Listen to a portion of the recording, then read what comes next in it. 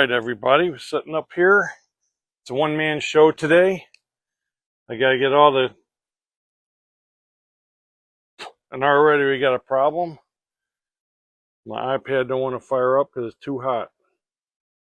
I left it in the sun. Can't do that. So we're getting off to a bad start already, people.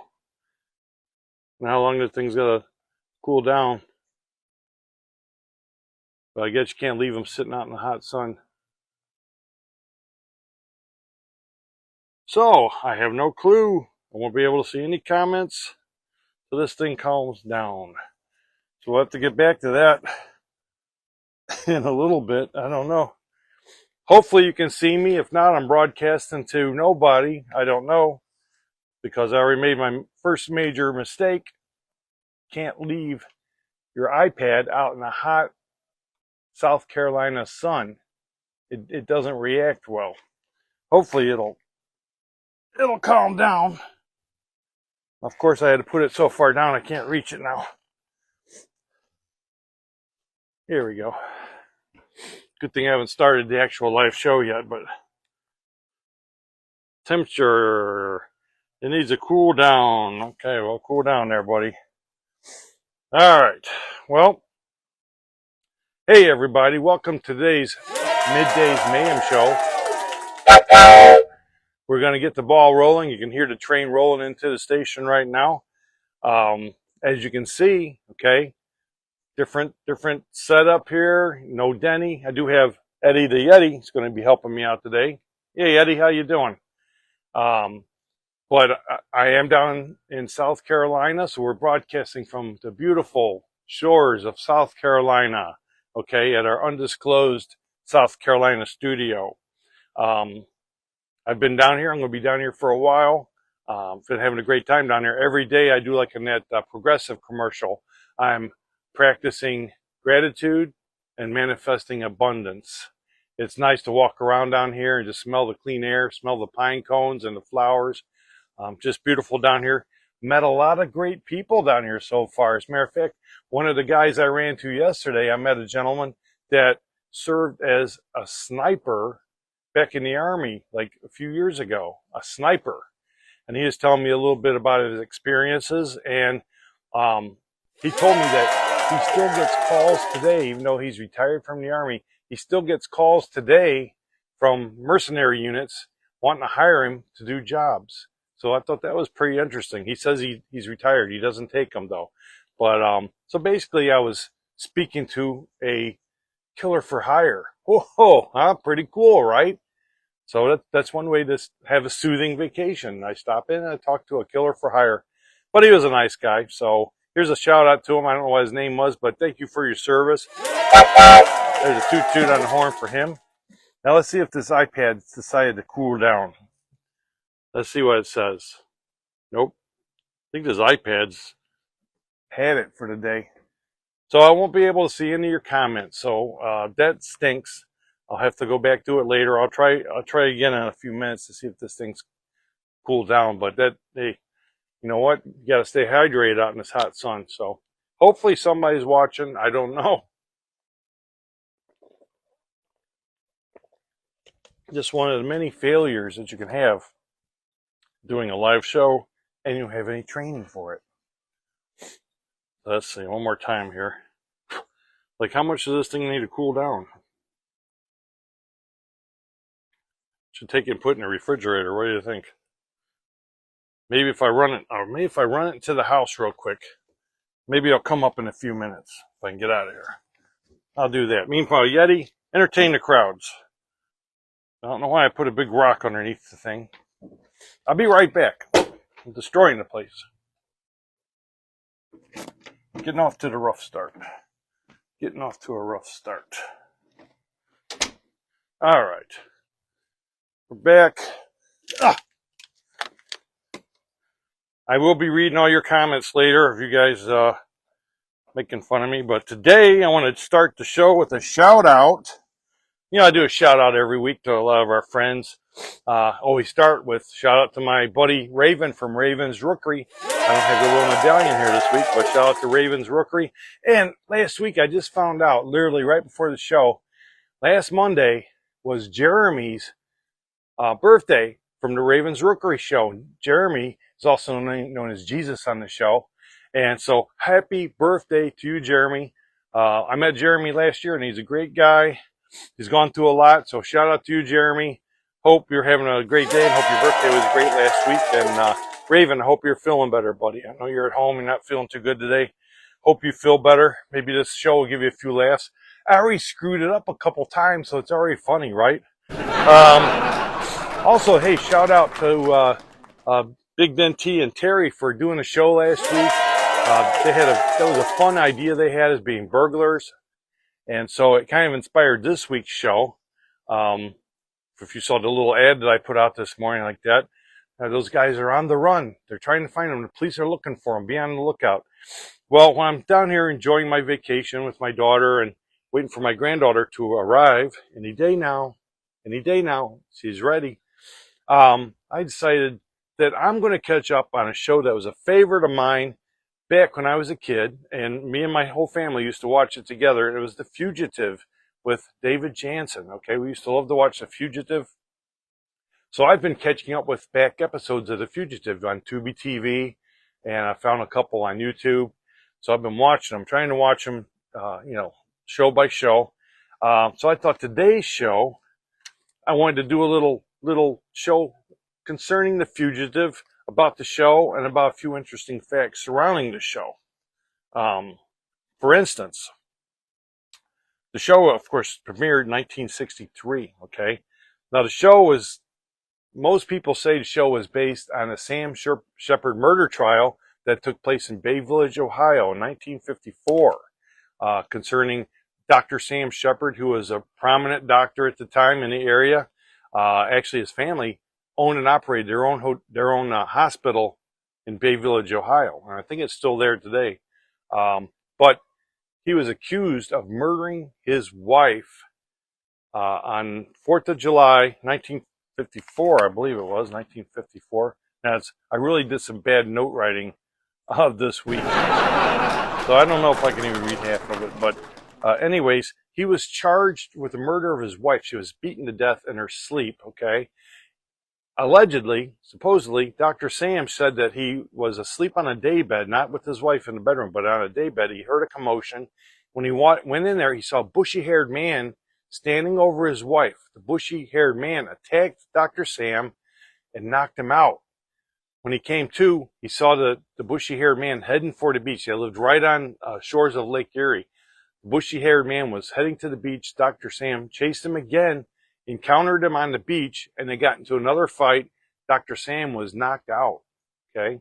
Well, just like in The Fugitive, Dr. Richard Kemble, okay, come home from a late night at the hospital, finds his wife beaten to death, and encounters a one-armed man.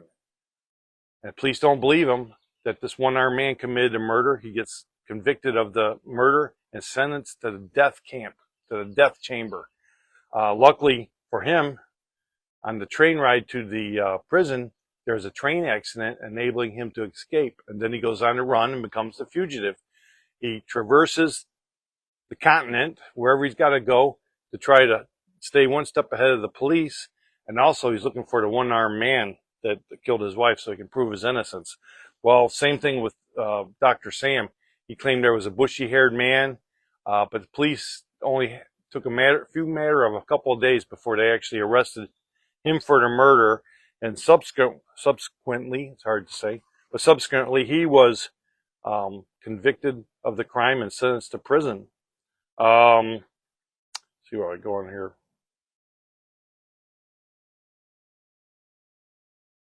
Now, the producers of The Fugitive claim that they didn't know nothing about the Sam Shepard trial when they came up with the idea for the show. They claim it's loosely based on the play Les Miserables, and also based on some old westerns that the creator used to like. So, but come on, the story's a little bit too closely intertwined with Dr. Sam Shepard. Let's see here. Sam Shepard. July 4th, 1954. Now, the funny thing is, my wife's great aunt actually had Dr. Shepard as her doctor, and she actually saw him on July 3rd, 1954, in his office, and said they seemed to be rather tired and worn down, and was looking forward to the weekend just to have a relaxing weekend because it was going to be the 4th of July weekend, 4th of July holiday. She said they was really tired and worn down, and that's what neighbors that were over the night of July 3rd claim as well. They claimed that Dr. Sam was very tired and actually fell asleep on that daybed watching TV while they were there, and Marilyn escorted him out. And when they left, the doctor was asleep on the daybed downstairs, and Marilyn went on up to her bedroom, and that was accounted for by the neighbors that were there visiting that evening. And so my aunt's account matched up with what the people said and what Dr. Sam said. He said he was very tired and that he had fallen asleep on the daybed. So that's pretty interesting. And my wife's aunt said that he was a very nice man, a very good doctor, a very patient and good doctor. So anyway, Dr. Sam ended up spending 10 years in prison, okay, for the crime of murdering his wife. 10 years in prison, until finally he was awarded a new trial by the Supreme Court. They said that his original trial was a travesty. It was a joke. Okay, it was a mockery of justice. So he actually got a new trial, and his lawyer was F. Lee Bailey. F. Lee Bailey, one of the same ones that defended O.J. Simpson many years later. So F. Lee Bailey was his attorney. He ended up being found innocent and was released from prison after spending 10 years behind bars. He actually tried to go back to being a doctor. He was an osteopath. He tried to go back to being a doctor, opening his new clinic in Columbus, Ohio. But unfortunately, he had lost some of his skills. And during his time at his clinic, during a surgery on the lady, he actually nicked one of her arteries and she ended up dying. That kind of shook him up real bad. And it actually happened again a few weeks later. He actually nicked another patient's artery, and they ended up dying. And so he ended up retiring from his practice and gave it all up. And was kind of destitute after that, kind of a broken man. He was an alcoholic, many say. He actually turned to the world of professional wrestling. He met a promoter for professional wrestling who convinced him that he could train him and that he could make a living being a professional wrestler. So he did that. He took training from promoter George Strickland, and he actually wrestled for a year. He wrestled about 70 matches as Killer Sam Shepard. Killer Sam Shepard was his character's name. I don't know what his record was, his wins or losses, but he wrestled for about a year as the Killer Sam Shepard. Can you imagine being found innocent, but now you can't do what you trained for your whole life? You got to become something you're not, and then you have to actually take on the name the Killer Sam Shepard to get people to come in. So he didn't last long after that. About a year after he started his wrestling career, he was found dead from basically alcoholism in his apartment. See, what else do we got here?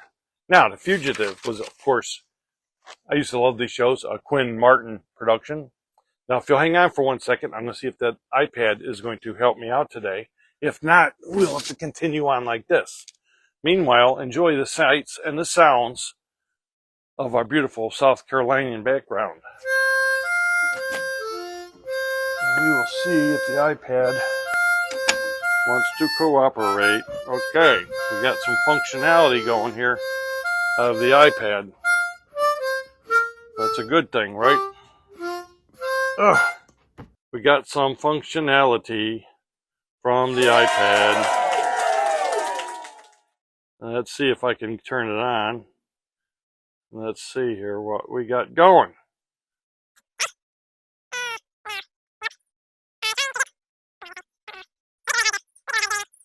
There we go. Hey, I look pretty good. Okay. Got a few people watching. Look at this. Now I gotta take these off. It says swipe left. I swipe left. I'm not getting my comments. What's up with you?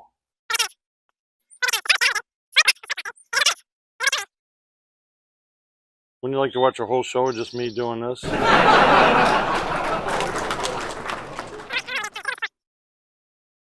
The whole show, no comments. I'll do my best though. I'll do my best. I'll go back later and I'll review these comments. Then he had the same problem a few weeks ago. Here we go. There we go. Chris says I'm the greatest storyteller. Hi, Amanda. Kirk. The team in pods is on here. The other left, Rich. You're right. I was swiping. Yeah. Kirk. Hey, Kirk. You're right, buddy. I'm not too intelligent up there. I was swiping left by going right. Very good. No wonder we couldn't get that last week. I like it now. I can find it. Amanda, hi. Nick Tuma. Hey, Tumas. They're all watching from Maple Heights. Dang, I got some news about Maple Heights. Bill Schaefer. Yeah, Denny just sitting there staring, Bill. Come on, Denny. Liven up a little bit today. I know you feel bad about last week when you were a burglar, but that's all right. Hey, now I'm excited because I can... Oh, there we go again. There we go. All right, I can see some of these. Good, good. That's a lot better. If I put it down here, I can actually see it. Now, back to my storytelling that Chris loves so well. The Fugitive ran for 4 seasons. It debuted on September 17th, 1963, and the last show was on August 29th, 1967. There was 120 episodes, 90 in black and white, and the last season, all 30 were in color. So the first 3 seasons were in black and white to give it that film noir look. The last season was all in color. Okay.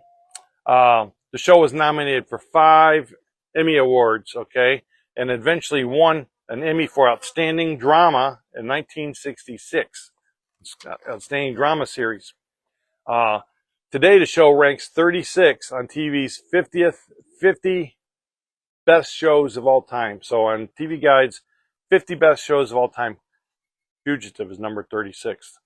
And the One-Armed Man, the notorious One-Armed Man, and the One-Armed Man only appeared about 4 times in the whole series, but he was on every episode right at the beginning where you see his face when they show Richard Kimball running into him. He was on every episode and became a very well-known and hated face around the world because everybody was looking for the One-Armed Man. A lot of people don't understand TV, right? They think it's real. But he's actually only in like 4 episodes. His name was Bill Raish, and he played Fred Johnson, the One-Armed Man. I just found out a few days ago in an episode, his name was Fred Johnson. Okay, they almost caught him. They were this close. They had him, but the cops ended up letting him get out of there. But actually, Bill Raish had one arm missing from the war. He had been in an accident in the war. He ended up losing one arm, but he went on to have a great career as a stuntman, as an actor, and he is also a stunt double for one famous star. I can't remember the name of him right now. Boom, boom, boom. Burt Lancaster. He was actually Burt Lancaster's stunt double, even though he only had one arm. What do you guys have to say about that? See what you guys have to say. Am I swiping left again? Uh-oh. Being fastidious again. Come on, man. Swipe. There you go. Here you go, you guys are. I can't see a thing you're saying. See what you're saying. Denty was a booger. Hey, Denny's watching. Denny's watching and the Bearded Wolf. Say hi, everybody. And you guys are saying hi to him. That's awesome. Swipe or don't swipe. Yeah, it's probably because I'm sweaty because it's so hot out here. Like, I could have did the show inside the air-conditioned house, but no, I thought I'd do it out here so everybody could see the beautiful South Carolina backdrop. But it's about 90,000 degrees out here. I got a bottle of water. I'll probably be able to make some hot tea when I'm done. But let's see what else do we have here. Now, here's an interesting fact about The Fugitive, okay? The musical supervisor of the show, his name was Ken Wilhot. Wilhot, yeah, it's Wilhot. Wilhot right here. He was married to a woman named Susan Hayes. Now, Susan Hayes, at one time, oddly enough, she was a medical assistant at the Bayview Hospital in Ohio, and she worked with Dr. Sam Shepard. She actually, it came out during the trial that she had had an affair with Dr. Sam, and that he had traveled to, she actually moved to Los Angeles. He had actually visited her and spent a lot of time with her in Los Angeles, and that they had had a sexual affair.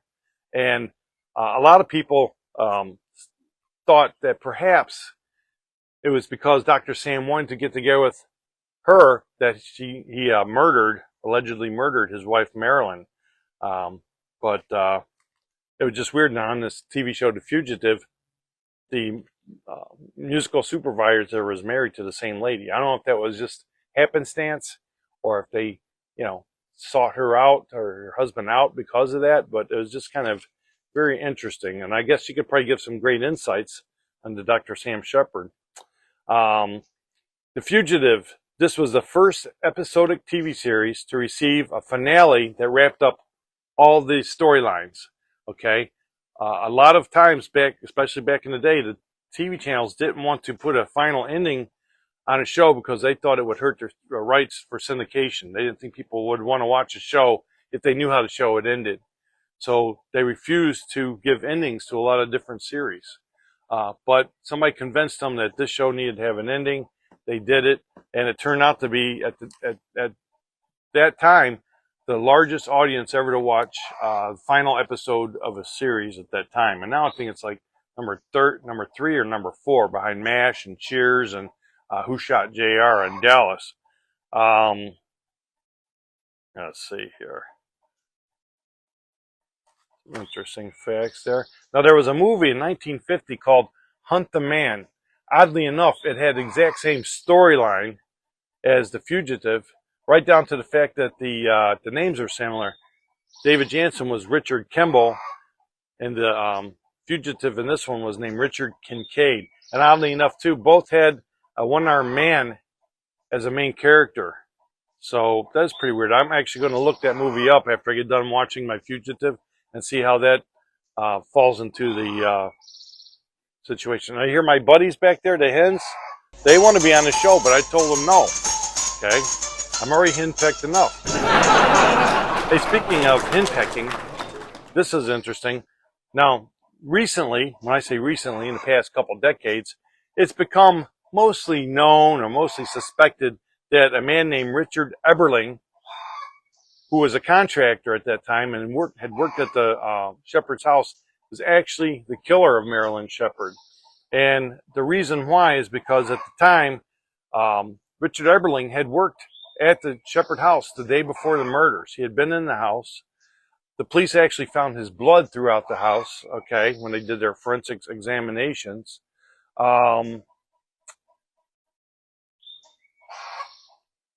He actually wore a bushy-haired wig. And I remember Dr. Sam said that the killer had a bushy hair. Well, he actually was kind of bald, and he wore a big bushy-haired wig at the time.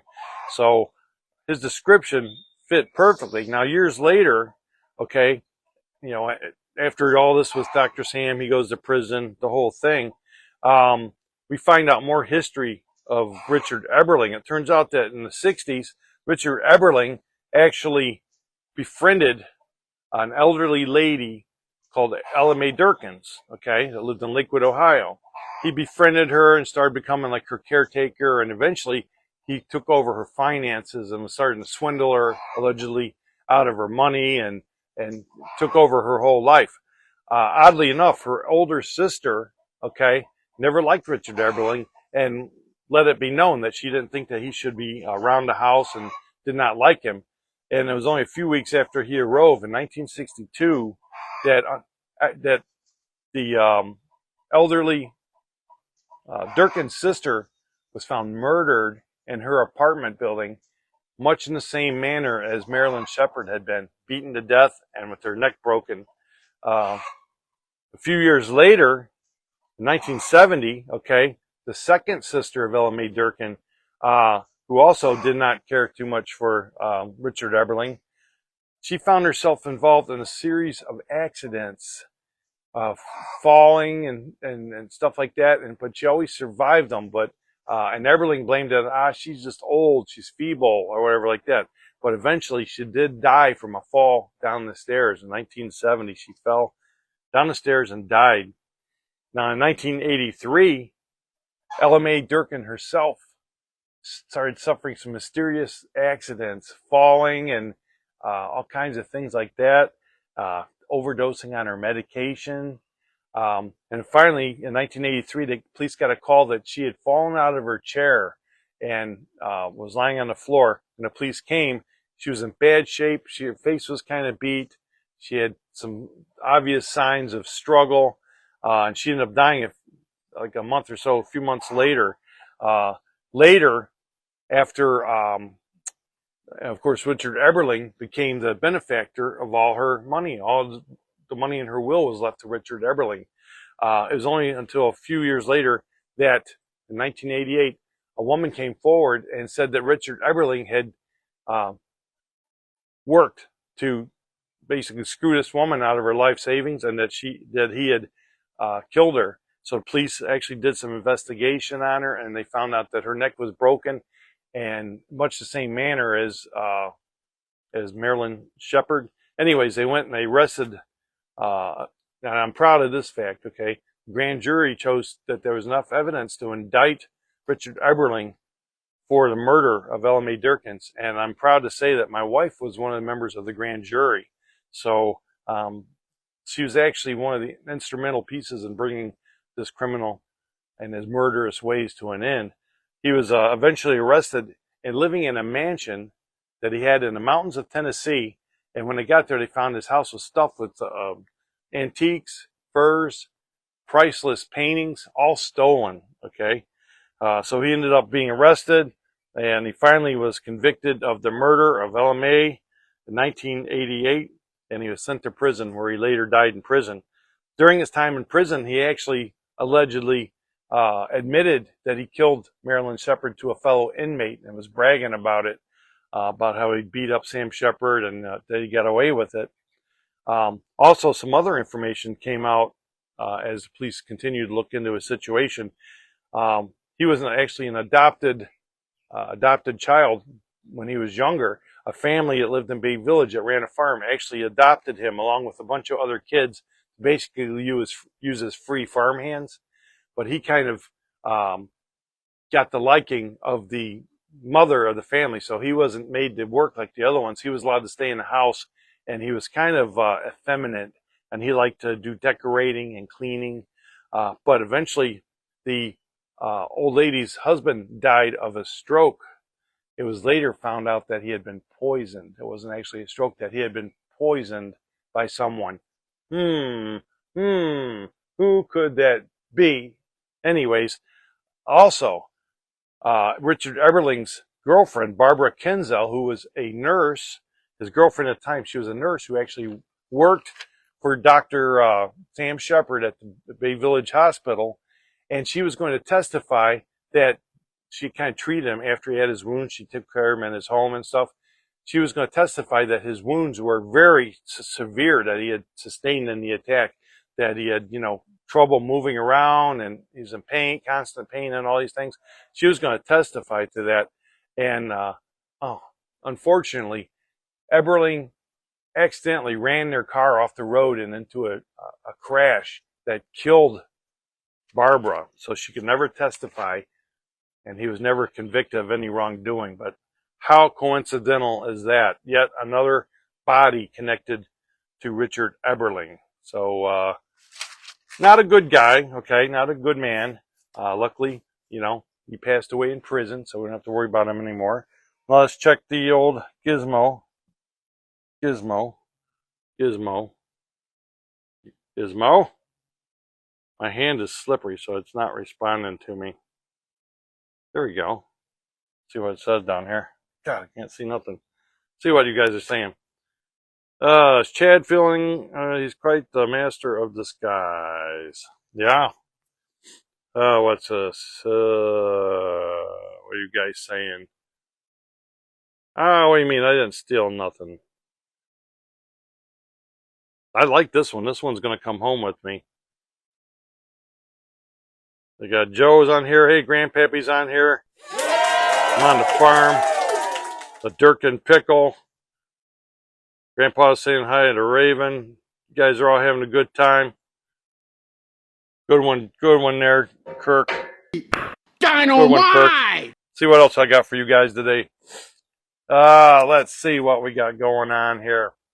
Hey, check this out, guys. So I'm down here. I'm looking around for some fun things to do and show. There's a honk out to all you guys, by the way. Got this down here. See? I'm establishing my studio down here, too. Look at this, Terry. They gave me that to use here. So anyways, I was going to some stores down here looking around, and I found an interesting item that I think you guys at home might like from the Five Below store. So if you want to get these, they had them at the Five Below. You better run down there and get some. But they're called Plucky People. Plucky People. Have you heard about these? Plucky People, and they're pretty funny. If you know somebody like I do, I'm not going to say who, but that likes to use tweezers a lot. Okay, they got these Plucky People, and they're a whole series. I don't know how many guys there are of them. This is series 1. It's super satisfying plucking fun. Okay, but what you get is a little guy. Come on out there, little guy. A little guy, and he's got little hairs embedded in him, like little bristly hairs embedded in him. And then in the back, look, they're kind of smart. It could be his neck, but I believe it's his butt. He's got a hairy butt. And then they give you these little tweezers. And I guess, this is the first time I've opened it. I guess the fun is you sit there and you try to pluck out these hairs, but the tweezers suck so bad, I can't get one hair to come out. So I probably have to use your own tweezers. These tweezers are terrible. But you sit there and you just pluck the guy. Don't that sound like fun? Like, you probably have as much fun if you went to the store and you got a chicken, from the farm. Hey, chicken! Come here! And you could just pluck that, and at least you could eat that for dinner. But if you buy these little guys, and then you pluck them, if you can get any of the hairs to come out, they're really embedded in there. Then you pluck them, and then all you're going to have is a little bald little guy. But they're called Plucky People. Plucky People. And they're for ages 6+ because I guess, if you're any younger, you get in a lot of trouble with the plucking a person like that. But you get the tweezers, like little plastic tweezers. So that was from the Five Below store. Put it back in a little box. I might try to get this whole collection. What do you think? Whole collection of Plucky People. Wouldn't that look good on my set at home? So here's a shout out to Plucky People. All right. What do you guys think about Plucky People? Am I plucky to have them? Find you guys again. So dark. There we go. There we go. What do we got here? We got plucking a hairy butt. Wait. What the pluck? Pluck it. You guys are plucking good time. Boy, you guys are like good. You guys should start your own show or something. What do you think, Yeti? Yep. They should start their own show. What? You want to do a show? Everybody's getting a show these days. I like this guy, though. He's going to come home with me. Then he don't show up. Boom. Put him in there. He's got the bearded wolf. I got Eddie the Yeti. What else we got here going on here? While I was at the store, like Doc Dredd says, while I was there at Five Below, I got a couple of these items I wouldn't normally eat, but for you guys, I'm going to test them out, okay? This one's called Laverland Crunch. It's some sort of Japanese thing. Korean seaweed. Korean seaweed. Double roasted Korean seaweed. This is the sea salt brand. It's low in carbs. It's only got 1 carb. Here is a bunch. It's all Japanese or Chinese writing on the side there. So you don't know what it says. It might be saying, do not eat this, Rich. Please, do not eat this, Rich. But for you guys, guess what? I'm going to open it up. Now, the lady at the store said she thinks this stuff is good. Of course, she was the lady at the store, right? So I'm going to open up my seaweed. Oh, this is not looking too good. That looks like seaweed. Oh, doesn't that look delicious? I can see right through it. And it comes in little sheets. Little sheets. And how many sheets did I get in here? I got a bunch of sheets of this stuff. And I'll probably later give me the sheets. Look at all that. I got, look at all this seaweed I got. Look at all the seaweed. You can probably like play cards with it or something. You get all this seaweed for $1. Okay. Now this is interesting. It comes with a little pack inside there. You know something's good when you get a little pack in there that says, do not eat. Do not eat. That was dumb. What if somebody thinks this is like seasoning for the seaweed, right? But it says do not eat. But it does at least say that in, does it say that in American? Yes, do not eat silica gel. Okay, so that's what you want. Don't eat this, but this is okay. Okay, not this, but this is fine. Okay, put this in your diet. So we're going to try some of this. Should I do it like they do in those Facebook videos where they take forever to do something and they talk about it and then they act like they're going to do it and then they don't do it and they keep talking and they don't do it? Well, I'm not going to be like that.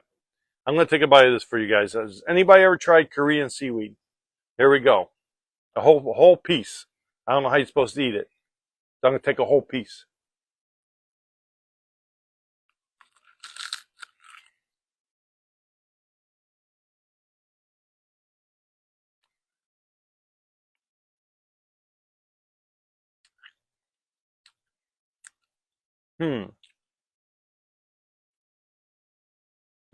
Very strange. It kind of tastes like you're eating a piece of paper made out of cabbage. Salty cabbage. I won't say it's bad. I won't say it's good. It kind of has a fishy taste. It is seaweed. I'm going to eat another piece. I hope I don't vom. If I do, it oh! Laverland Crunch. Rush down to the Five Below store and stock up on this. Okay? Help get it off the shelves. I will give this a C, though. Not totally disgusting, but I don't know how much of a snack that would be. Now, I also bought this A-Sharp. Get out of here. Get out of here. See? It's the only B I've seen down here. The A-Sha Baba Milk Tea. Matcha Karapi. I hope it doesn't taste karapi. I don't even know what flavor it is. I tried to find a flavor on it because they had a couple different colored cans. But I don't see any flavor on it, so I just got green because I tend to like green. What does it say? It's got milk powder produced on a line that handles peanuts, tree nuts, sesame, gluten, and soy. So everything's just on this thing. Seed base of can, refrigerate after opening. Shake well before use. Choking hazard. Oh, great. That's what you want in your snacks, a choking hazard. Okay. You gotta shake it before use. Now, I hope it doesn't blow up all over me. It says shake before use. I got a glass here. We'll see what this looks like. It's probably going to blow. I hope it isn't carbonated. And this is just another trick from our enemies overseas. I'm shaking it well. Here's a shout out to all you guys watching me today in my makeshift studio. Hopefully Big Dentee and the Bearded Wolf will feel like heading back to the studio next week. All right, let's see what we got here. Okay, it didn't blow up all over me, so that's good. All right, here's what it looks like. Oh, oh, oh, oh, oh, oh,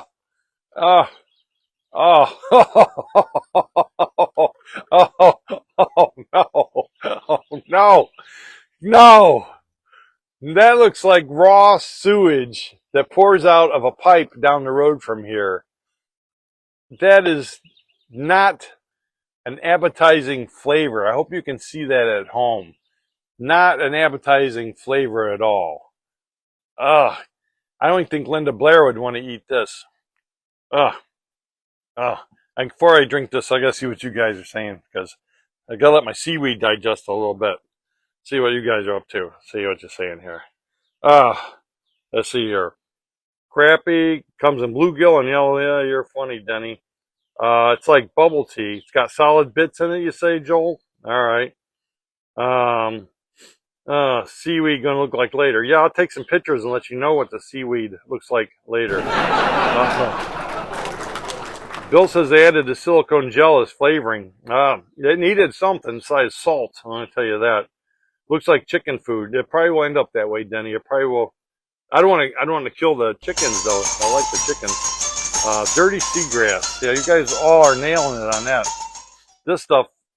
This might be the most disgusting thing I've ever attempted to drink.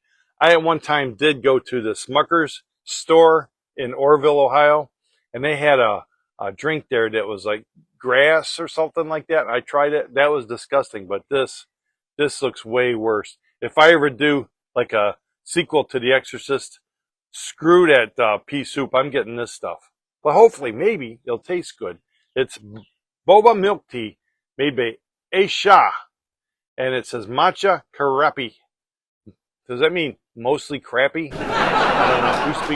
Who speaks that language out there? They got frogs all over it. Maybe it'll taste like a frog. I don't know. So let's see. It's green. Hopefully it has a green flavor like lime or something. Don't smell too bad. Don't smell too good either. There we go. I'm doing it right now. Here's a honk out to all my buddies. Chad and Bunny Show, okay? Nutty's Treehouse, Doc Jed Reviews, the Haunted Microwave Show. Next week is going to be reviewing two made-for-television movies starring Joan Collins. Now, I love Joan Collins, so make sure you tune in at 7:30 on Facebook for the Haunted Microwave Show. We've got the Horror Hotel Show with Rob Graves. You want to see those? You can see a lot of these shows on the Monster Channel, so sign up for the Monster Channel. I've told you how to do it. Okay, very easy. If you have a Roku, get the Monster Channel. See all our buddies on there. Princeton Vice, if you can get his show, Princeton Vice show. And you see a lot of us guys are going to be together at the Monster Bash in July. We're going to have a table there. Come down, hang out with us, get some pictures with us. We have some merchandise there. We're going to have a good time. We'll be hanging out all weekend. So at a Horror Host Incorporated table at the Monster Bash. Shout out to Drac and Karita as well. And to Terry Mount. She'll be bringing those awesome shirts that she makes and bags and all those other things to the Monster Bash. So stop by there and get yourself some cool custom shirts. Very cool. Who else do I need to do a shout out? Heather and Abigail, and to everybody at home, the Tumas. Here's to the Tumas. Here's to Raven Rookery and all the great shows out there.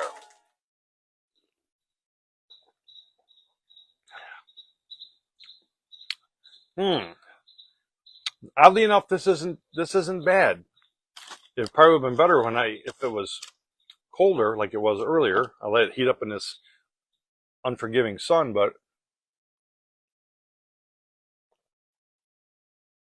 I don't taste any chunks, Joel. You said there was chunks in here. No chunks. Oh, there was something came out of there in a chunk. This isn't too bad. I put some ice cubes in this.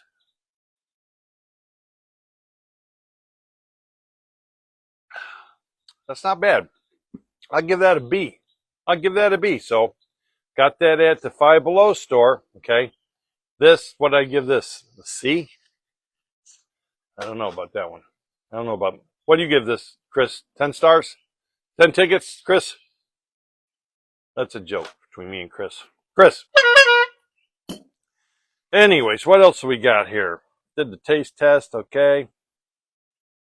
You know, I was watching The Fugitive. I see a lot of stars, and interesting enough, I try to remember whenever I see them, the stars that are still with us today. I just watched one yesterday with William Shatner. Who's still with us, okay, Captain Kirk. But William Shatner, James Hong, remember the famous Chinese American, what do you say, Oriental, whatever word. I don't want to use the wrong word and get in trouble. But the actor who turned 93, he was in an episode. And Earl Holliman. Earl Holliman. Remember Earl Holliman from the police woman show? He's still alive. I think he's like 95. He was in an episode of that. So it's great to see that, you know, some of these actors are still alive. I'd love to get a chance to meet them and talk to them a little bit about filming The Fugitives. I'm interested in it. That's all. But speaking of William Shatner, okay, I do have a couple movies. Okay, I don't have my book with me this week, so we can find out shows that we never heard of. But I do have a couple of excerpts from Michael Weldon's Psychotronic Encyclopedia of Film, which are a couple movies that oddball movies that we probably have never heard of. I'll do a couple of them here. And while I'm down here, Augusta, Georgia, where the new Psychotronic record store is in Augusta, Georgia, is about an hour from here. I'm going to hopefully try to get down that way before I leave, and I want to try to score an interview with Michael Weldon if I can. Talk about Psychotronic movies. He grew up in Cleveland, Ohio. He's in a bunch of bands. He was just a cool dude. He has his own Psychotronic Records in Augusta, Georgia. He was the publisher, promoter, editor of Psychotronic magazines, one of my all-time favorite magazines. There's two, Psychotronic Movies magazine and Cult Movies magazine. Those are my two all-time favorite magazines. Now defunct, but he's down here, so I'm hoping to get there. So these are from his Psychotronic Encyclopedia of Film. And we're talking about William Shatner, right? Well, as you know, I think last week we did our final episode of our Roger Corman Tribute Month. And we showed, I don't think this was the week before last, but we showed the movie The Intruder, which was kind of a controversial film back in the 60s concerning racism and in a small town down south. And William Shatner took on that role, which for the time is a very, it was very tenuous grounds to tread upon. So he took on that role with Roger Corman. Actually, Roger Corman had to skedaddle out of the town. The town government was like wanting him out, and so he had to actually sneak back in the town to do some footage. Well, William Shatner also starred in this movie, produced by Stanley Colbert and directed by Buzz Kulik. Okay, it was 1961 United Artists film called The Explosive Generation. The Explosive Generation from 1961, and it says teacher William Shatner is suspended after having his high school students write sexual autobiographies. A sexual autobiography. So you're writing sexy stories about yourself, right? I guess auto means by yourself, right? Autobiography. Sexual autobiography. It's kind of like Joel, sex life. Okay, Joel. I had to zing you, buddy. I had to zing you back a little bit. So these high schoolers are writing a sexual autobiography. Well, he gets canned from the school. Of course, the school higher-ups can him, but the students get together and they protest his dismissal with a silent strike. Now, is that a bad thing? A bunch of big-mouth students not saying anything? Who cares? Let them be quiet for as long as they want. But I guess in this movie, it was a big deal. All right. Oh, we can't have all these students be quiet. Oh, whatever will we do? So the whole thing culminates, and I don't understand this, is one of the reasons I have to actually find this movie and watch it. But the whole thing culminates in a ghostly basketball game in a school gym. A ghostly basketball game in a school gym. Ooh, I don't get it. How's there a ghostly basketball game? Ooh, what do you guys think about that? Let's see if I get some comments up here. See what you guys are saying. Come on, finger. Get rid of some of the sweat.